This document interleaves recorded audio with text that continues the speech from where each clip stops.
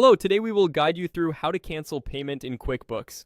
In this walkthrough, we'll cancel a customer payment by voiding the related transaction.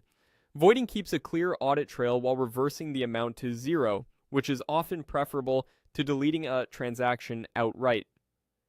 Before you begin, make sure you're in the correct company file and have permission to make changes to sales transactions. Once you're in QuickBooks, head to the main workspace. Next, hover your mouse over the All Apps area or the six-dot menu.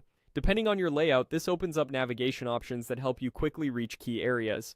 From there, go to the Customer Hub. This is the central place where you'll find your customer list, open balances, and their recent activity.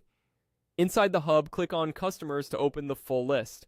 Locate the customer associated with the payment you need to cancel, and click their name to open their details. We're using a sample customer here as an example, but in your file, choose the correct customer tied to the specific transaction you intend to void. With the customer's page open, locate the payment or sales receipt you want to cancel and select View to edit. Take a moment here to confirm you're on the right transaction, check the date, amount, payment method, and any linked invoices.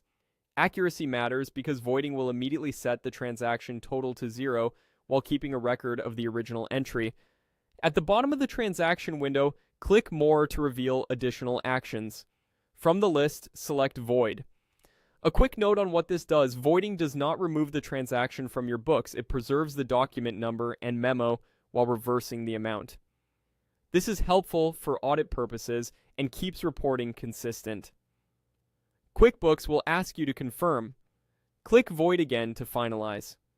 After confirmation, you should see the transaction reflect a zero amount with a void status. If you want extra reassurance, you can return to the customer's page to verify that the balance and history now show the voided entry. That's it. The payment is canceled. Keep in mind, voiding can affect your reports as of the void date. If the transaction was part of a closed period or already reconciled, coordinate with your accounting team before making changes. Also, if the original payment was processed via a payment processor, voiding the QuickBooks transaction does not guarantee funds movement is stopped after settlement. Check your processor's status if timing is critical. You've successfully learned how to cancel a payment by voiding it in QuickBooks. Thanks for watching, and great job keeping your records clean and accurate.